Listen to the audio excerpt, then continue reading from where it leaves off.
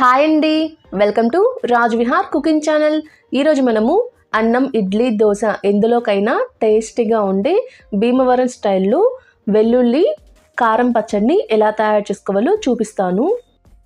కారం పచ్చడిని తయారు చేసుకోవడం కోసం ముందుగా ఇక్కడ నేను ఒక మిక్సీ జార్ తీసుకొని ఇందులో ఒక 40 వెల్లుల్లి రెబ్బలను వేసుకుంటున్నాను. ఇలా వేసుకొని ఇందులోని 3 టేబుల్ స్పూన్లు కారం కూడా వేసుకుంటున్నాను. కారం అనేది మీరు తినే దాన్ని బట్టి వేసుకోండి.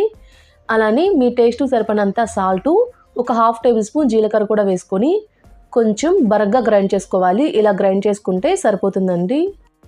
ఇలా గ్రైండ్ చేసుకున్న దాన్ని పక్కన ఉంచుకోండి. ఇప్పుడు స్టవ్ ఆన్ చేసి ఒక ప్యాన్ పెట్టుకొని ఇందులో ఒక 2 టేబుల్ స్పూన్ ఆయిల్ వేసుకొని ఆయిల్ హీట్ అయిన తర్వాత ఒక 1/2 టేబుల్ స్పూన్ ఆవాలు, ఒక 1/2 టేబుల్ స్పూన్ జీలకర్ర వేసుకుంటున్నాను. ఇందులోనే 4 వెల్లుల్లి రెబ్బలు, 2 ఎండుమిర్చి, కొన్ని కరివేపాకు రెబ్బలను కూడా వేసుకొని 1 నిమిషం పాటు కలుపుతూ ఫ్రై చేసుకోవాలి.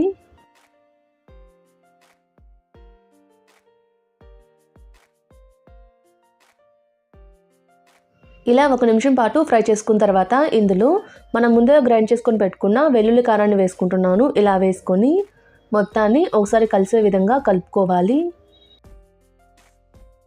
ఇలా కలుపుతూ 1 నిమిషం పాటు మీడియం ఫ్లేమ్ మీద ఫ్రై చేసుకుంటే ఇందులో ఉన్న పచ్చివాసన అనేది పోతుందండి. ఇలా ఫ్రై చేసుకున్న తర్వాత స్టవ్ ఆఫ్ చేసి ఒక సర్వింగ్ బౌల్లోకి సర్వ్ చేసుకుంటే ఎంతో టేస్టీగా ఉండే భీమవరం స్టైల్లో వెల్లుల్లి కారం అయితే రెడీ అయిపోతుందండి.